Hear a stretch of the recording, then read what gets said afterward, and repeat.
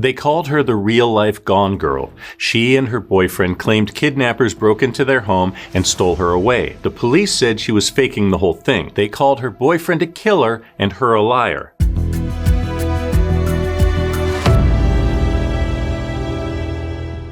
Welcome to True Crime Recaps. I'm Chris. If you like getting all the crime in half the time, you're in the right place. Today's wild story sounds more like a Hollywood movie, and it is. You can catch the documentary American Nightmare on Netflix, but we dug up more details that didn't make the final cut, so don't go anywhere. In this story, fact is often stranger than fiction. Denise Huskins was 400 miles from home. She stood in an alley with her eyes taped shut. All she could hear was a car door slam and tires peeling away. She began counting.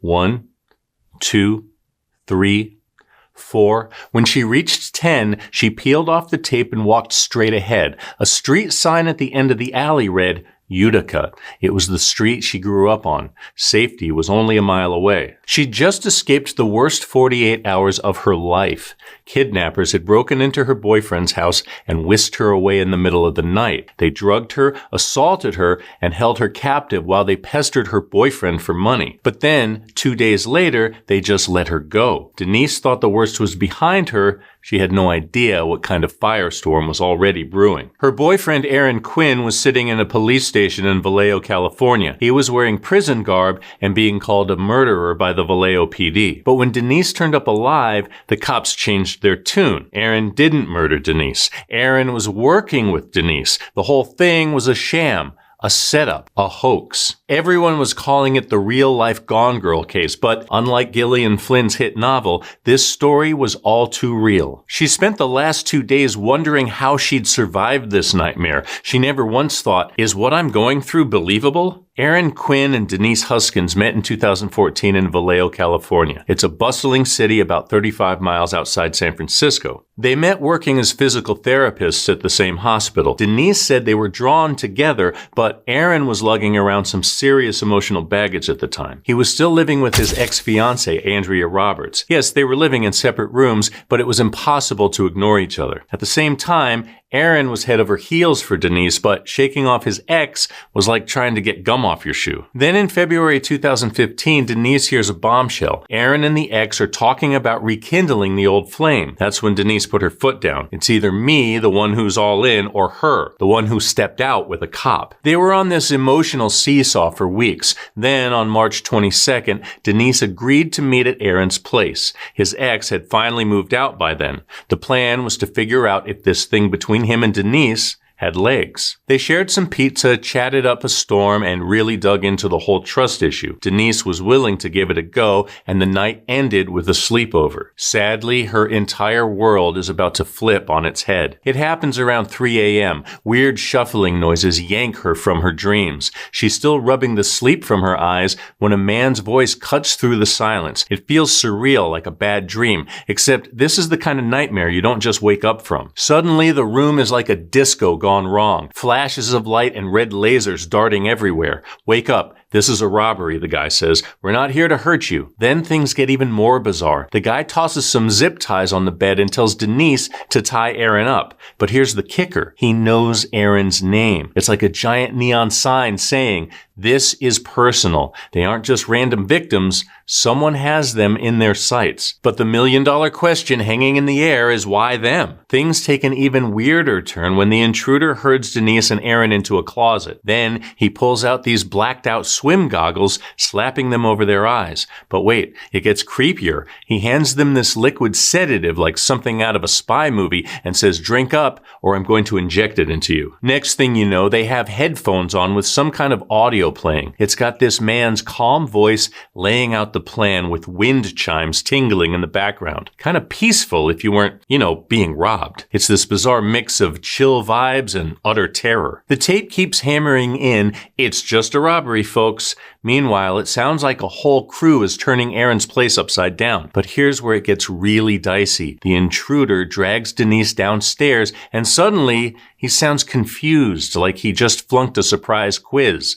He says, "We have a problem. This wasn't meant for you." Are you ready for this? The real target is Andrea Roberts, Aaron's ex-fiancée. Aaron definitely has a type. Denise and Andrea look a lot alike and they both have long blonde hair. For months, Aaron's life had been like a trailer for a thriller movie. His home security system started acting up about 6 months before this. Either it wouldn't set or it would go off for no good reason. Aaron was on the phone with the security company over and over, trying this, trying that, but nothing worked. When he tried to arm it on the night in question, he kept getting those annoying error messages. You know that feeling like you're in one of those spooky movies where you're the main character, but not in a good way? That's how Aaron felt the week before this. He was convinced there was someone in the woods behind his house watching him. He kept catching glimpses of a glare, thinking it's some stalker's camera or a shiny watch. Sometimes he'd walk in the door and swear someone had been there. Nothing was missing, but things had definitely been moved. Aaron brushed it all off, though. Who'd be interested in me, he thought. Just a regular guy doing his regular job, living his regular life. But when the break-in happened, it's like all those weird little signs he'd been ignoring suddenly light up in neon, screaming,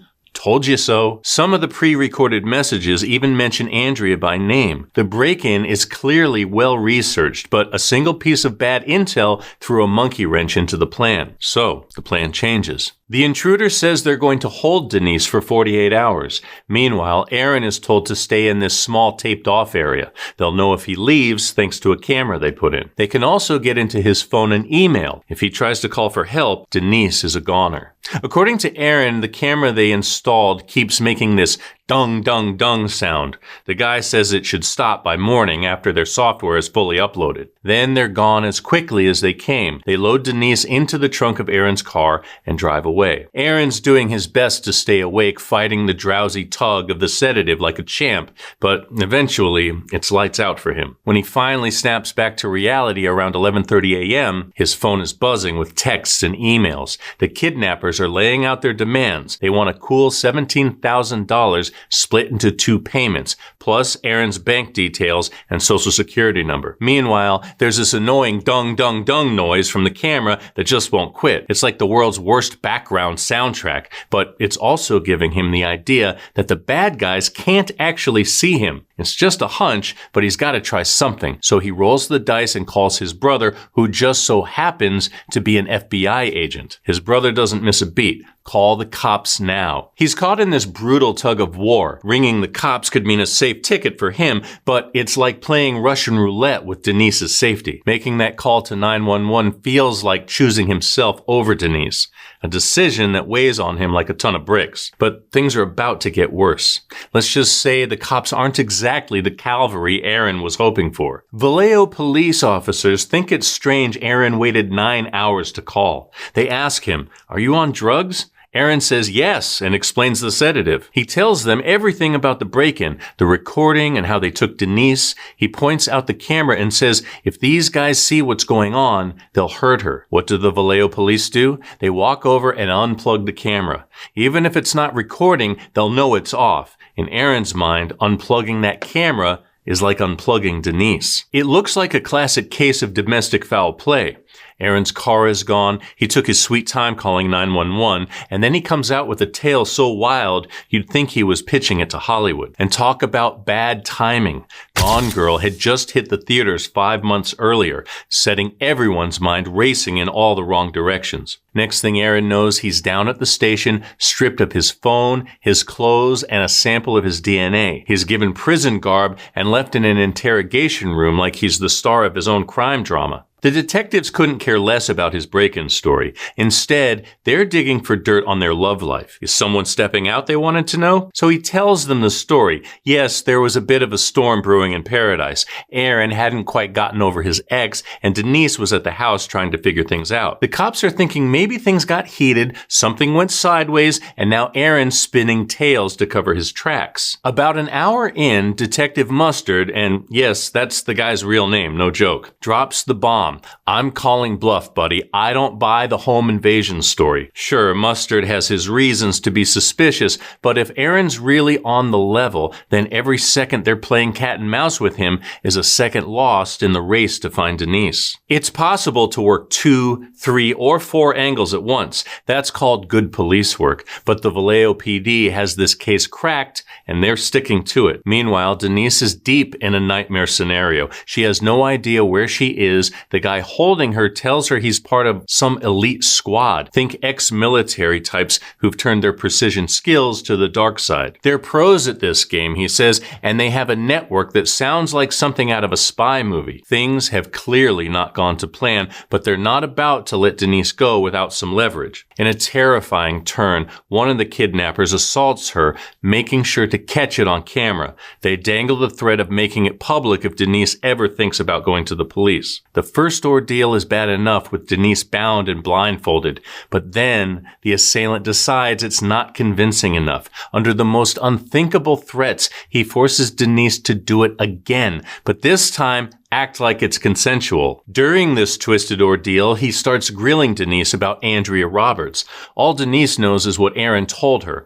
Andrea cheated on him with a cop. That tidbit suddenly has his attention. He tells her his group works on a need-to-know basis. He doesn't know who hired them or why. All he knows is the target, Andrea Roberts. The mention of the cop affair has him muttering, that could be it, like he's stumbled onto some crucial clue. And just like that, Denise's mind is racing with wild theories. Could the cops be tangled up in this mess too? 24 hours later, the plot thickens. The San Francisco Chronicle gets their hands on a chilling proof-of-life tape from the villains. It's Denise's voice, a haunting confirmation she's in their clutches, and she makes sure to offer proof-of-life information that makes it clear she's still alive. So Aaron is hauled back to the station. The cops hand over his phone, telling him to reach out to the bad guys. Lo and behold, his phone has been in airplane mode this whole time. The second it's turned back on, it's like opening floodgates. Messages and missed calls from the villains pour in. Turns out they tried ringing him 3 times just the day before. Missing any one of those calls could have spelled disaster for Denise. It begs the question,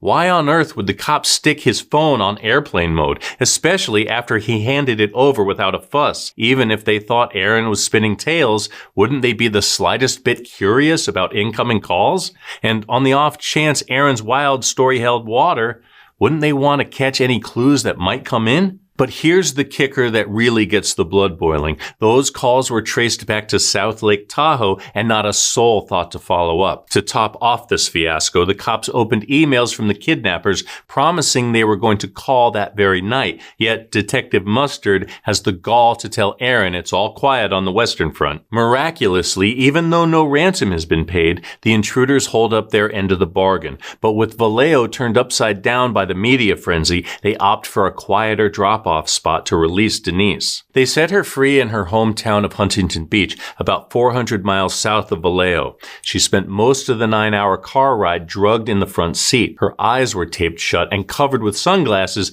to make it look like she was sleeping. When they arrive, the kidnapper gives Denise her bags and purse. He tells her to count to 10 before she takes off the tape over her eyes. Then, before he leaves, he compliments her strength and says he wishes they could have met under different circumstances. Can you believe it? He drives off. Denise counts to 10, then opens her eyes. Right away, she knows where she is. She borrows someone's phone and leaves a voicemail with her dad. Thankfully, a neighbor knows who she is and lets her in the house. Her father calls the police as soon as he hears her voice. Denise thinks her ordeal is over, but the final chapter is just beginning. Despite everything they've been through, nobody in the Vallejo PD believes them. They start calling Denise the real-life Gone Girl. On the day that she's released, a spokesperson for the Vallejo PD says, "It is Mr. Quinn and Ms. Huskins that owes this community an apology." Denise only started to open up about the harrowing sexual assaults when she was in the safety of her lawyer's office. Her captors told her if she talked about the assaults, they'd go after her and her family. When Vallejo's finest heard about it, they told her to keep her clothes on, skip the shower, and we'll chat come sunrise. It's like they were playing detective in some low-budget film, not real life. Not even the bad guys could believe the mess unfolding on their screens, so in a move that floored everyone, they hit the San Francisco Chronicle with an epic 9,000-word confession. They backed Denise's story to the hilt, even throwing in photos as proof. They painted themselves as some kind of gentleman criminals straight out of an Ocean's 11 movie. They couldn't stand by and watch Denise get dragged through the mud all over again. And just when you thought it couldn't get any weirder, Vallejo PD finds an email in their inbox from these guys demanding a public apology for branding Denise a liar. But this does nothing to change their minds. In fact, it makes it worse. Now the cops are pointing fingers at Aaron and Denise, accusing them of masterminding the whole hoax. It's like they're clinging to their version of the story with superglue. Time's ticking by and not a soul seems interested in clearing Aaron and Denise's names. They're stuck in this surreal limbo, feeling like their old lives are just distant memories. To the rest of the world, they're just a couple of drama queens hunting for the spotlight. All they can do is watch helplessly as their reputations circle the drain with no lifeline in sight. Then a miracle happens. Well, not so much a miracle as a crime, but it sure feels like a miracle to our couple. There's another break-in, this time in Dublin, California, a hop, skip, and a jump away from Vallejo. The setup's eerily similar to the nightmare Aaron and Denise went through, but here's the twist. The husband in Dublin wasn't having any of it. He puts up a fight and the intruder runs, leaving behind a crucial clue. His phone. Dublin's finest traced the phone back to Matthew Muller, a 38-year-old with a backstory you won't believe. This guy's an ex-Marine turned Harvard law grad. He used to be a married immigration lawyer in San Francisco until he was disbarred for ripping off a client. And get this, Muller's living in his parents' cabin in South Lake Tahoe. Yes, the same place those mysterious calls to Aaron were traced back to. Enter Detective Misty Caruso, fresh on the scene and eager to make her mark. Her search of the Tahoe cabin turns up a treasure trove of heist gear, blackout swim goggles, squirt guns painted black with makeshift lasers, you name it. She even found Aaron's laptop, but here's the kicker. Misty finds a single blonde hair on one of those goggles. Odd, considering no one involved in the Dublin incident was blonde. As she digs deeper, she uncovers Muller's shady past, including some 2009 and 2012 cases that had the FBI's antenna up. We're talking peeping Tom antics and botched invasions that bear a striking resemblance to Aaron and Denise's ordeal. Like a detective in a primetime drama, Misty connects the dots all the way to the real-life Gone Girl saga and contacts the Vallejo PD with her findings. She figures they're going to be happy to get a lead that could close their Denise Huskins case, but she figures wrong. No one returns her calls. She eventually gets through to the FBI. When they start piecing the puzzle together, they find out Matthew has been cruising around in a stolen car. A search of the car's GPS throws up a bombshell. It stored the Huntington Beach drop-off address, the very place Denise was set free. Suddenly, Aaron and Denise's so-called tall tale doesn't seem so far-fetched after all. Finally, the truth sees the light of day. Aaron and Denise get their names cleared, and Matthew Muller finds himself copping to that crime and others in federal court, earning himself a hefty 40-year sentence behind bars in Arizona. But here's where it gets even stranger. Matthew wouldn't say why he targeted Andrea Roberts in the first place, and he insisted he acted alone. There was never any gang of operatives working with him, even though Aaron and Denise swear there were a whole bunch of guys involved. And here's a juicy tidbit. An FBI agent with a personal history with Andrea was on the case.